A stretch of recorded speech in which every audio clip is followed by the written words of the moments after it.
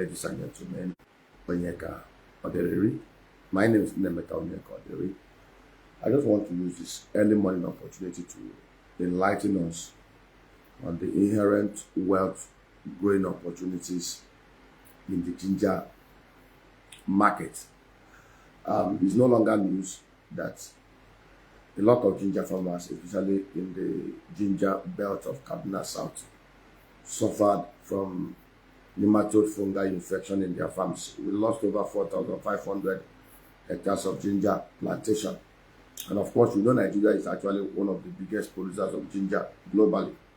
I think we are the second biggest after India. It's estimated that we produce over 525,000 tons of ginger annually and cultivating over 85,000 hectares of land. Of course, most of the ginger producers are farmers who are able to do 1 hectare, 1 acre and plots of land because of either limited understanding of agro practices or the traditional way of doing it. Like I've always said, agriculture is different from farming.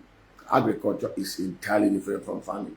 Those who are engaged in farming are not as productive as those who are engaged in commercial agriculture. Agriculture that is mechanized and tech driven.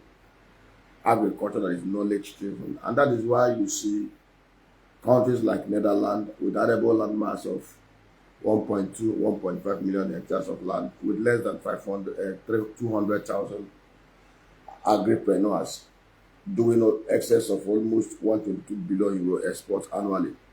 That is why you see countries like South Africa with 35,000 commercial farmers doing almost about 12.7 billion dollar exports annually, whereas a country like Nigeria with arable land mass of over 64 million hectares and 72 million farmers, yet food inflation here is at 38%, and we can't even feed ourselves.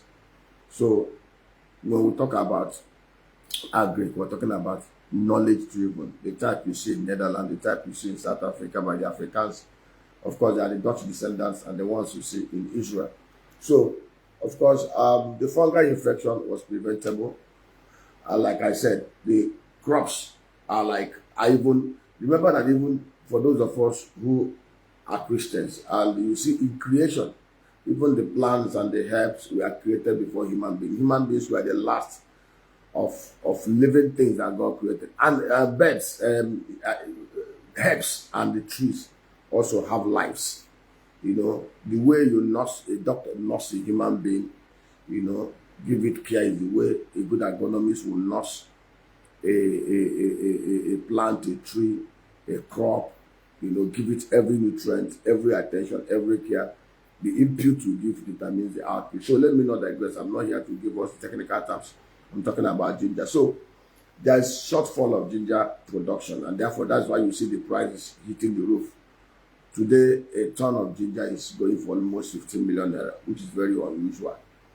And so it's very expensive to cultivate ginger now because of the shortfall of the seedling and everything. To do a hectare of the ginger plantation will take almost about 80 to 24 million. But of course, if you get it right, getting the right seedlings that are not infected, putting in the right agro practice, the right nutrients, the right timing and everything, you can do as much as 15, 25 to 40 tons of yield from a hectare of the farm, rhizomes. And so today, you know what I'm talking about. A ton is selling for almost 15,000 naira in Nigeria, 15 million naira in Nigeria. And then globally, it's going for about $3,500 per a ton. So imagine, close your eyes and imagine where you are able to get it right. You do 1 hectare for 18.24 million, and you're doing 15 ton output after 8 months. That gives you $3,500 per ton. Look at the ton investment. It's over 100%, 200% to be precise. But like I said, you must get it right. So I want to encourage us, those of us, we are available to provide training, to provide education, to provide guide. And we are also doing massive ginger production within the southeast. You know, we must have to cover the huge supply gap that had been taken away by the nematode fungal infection. And of course, once such things happen, you have to isolate those land and everything. And like I said, agro practice is different from farming. So we are elevating these things from the normal peasant farming to commercial agro practices with the right personnel, the right skills, the right technology, and the right security within the right environment to do it right. So it's a huge investment. It has huge potential return on investment if you do it right with the right people, people of excellence, people of integrity, and then for storing insecurity, everything passes that way. So just want to encourage us. If you want to contact us to help you, to work with you, like I've always said, if you have irrigated land, even in the urban areas, very irrigated land that is secured with borehole, invite us, hand it over to us. We will use it to cultivate some of the crops that we have identified this year, and that we will pay you fees for using your land and your properties and everything. And you have properties, you can fund it yourself. We will send our team of agronomists, get the right seedlings and input materials, guide you to cultivate, and then offtake everything you produce. The demand is so huge, and we must work together to create agro wealth in Nigeria, create agripreneur jobs, and make this place a livable paradise for each and every one of us. You can reach us on, I am the chairman of Southeast Farms. You can reach us on WhatsApp 090909000989. WhatsApp 090909000989. Info@cefapco.com or cefapco@gmail.com. You can reach us on mobile on 0813-444-1140. Mobile 0813-444-1140. Get in touch with us. Let's make agro wealth a reality. Like I said, agripreneurship is different from farming. We need to move away from farming to the real thing. Go and check the top 5 agro exporting countries in the whole world. Less than 5% of their population is into agriculture. Nigeria, 72 farmers. And I've always said it, all these things that we do will not help us if we want to do agriculture in the way it is done. And there is nothing new. You cannot reinvent the wheel. There's nothing new under the sun. A smart person will always learn from those who are smarter. Look at what they've done. Modify it to suit your contemporaneous needs and situations, and you get a better result. As of 1980, China was so backward that they even had a worse, Nigeria even had a better GDP per capita than China. Like this 1980, education literacy level in China then was 62%. China decided to go on massive education, knowledge acquisition around the world between 1980 to 2005. They were able to move literacy level from 62 to 97, 98%. That was the first thing they did. Knowledge is key. The scripture says, my people perish for lack of knowledge. Whatever you want to do, you must do it excellently. See it, man, that a man who is excellent and diligent in whatever he doing. He will not just sit among common men. He will sit on the same table with kings. Joseph was spectacularly excellent. He became prime minister for 80 years. Daniel, Shadrach, Meshach, and Abednego were spectacularly excellent, 10 times better than the rest of the crowd.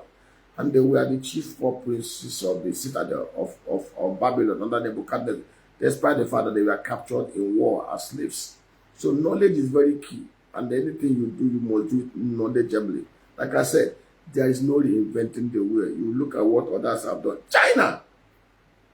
They are going from one country to another, exporting their people. They will acquire knowledge, they will get back home, take technology from wherever they can get it. There was a time in Nigeria here, when you tell people you are importing things from China and Taiwan, they look at you with disdain. Today, in terms of technology, in terms of whatever, China is almost ahead, at par with the West, or even ahead of them.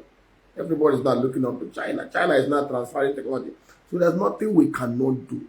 If Netherlands, with a landmass of 1.5 million hectares, can do $122 billion worth of agro-export, we in the southeast, where I come from, with 2.8 million hectares of arable landmass and 22 million plateau, can actually do more than 122 billion euros. But we need to show proof of concept. That's what we're trying to do. In our little corners, we're going to be doing proof of concept in our agro parks, so that when we do it with love, with compassion, those in authority will see what we've done, and maybe God will compel them to seek for help. And like the Joseph, we will help. Our passionate creativity here is to do what we can do to make sure that the visions of our great leader, Dr. Michael Iheanacho, is lived again, and we can do it. Here is paradise. No nation is blessed as the nation of Igbo nation. No nation is as blessed as Nigeria as a country. Yes, we have our differences, we have our diversities, and of course, our forefathers saw those diversities and decided to create a constitutional fiscal framework that acknowledged our different civilizations. But in 1966, we distorted and destroyed everything. And look at where we are. I don't want us to dwell in the wars. Let us look at the solutions. Create legacy, create wealth, and everybody will be happy. Happy Sunday. God bless you. Thank you. Share. Let it go wide. Let the whole world. We can do it. Let us do it. Thank you.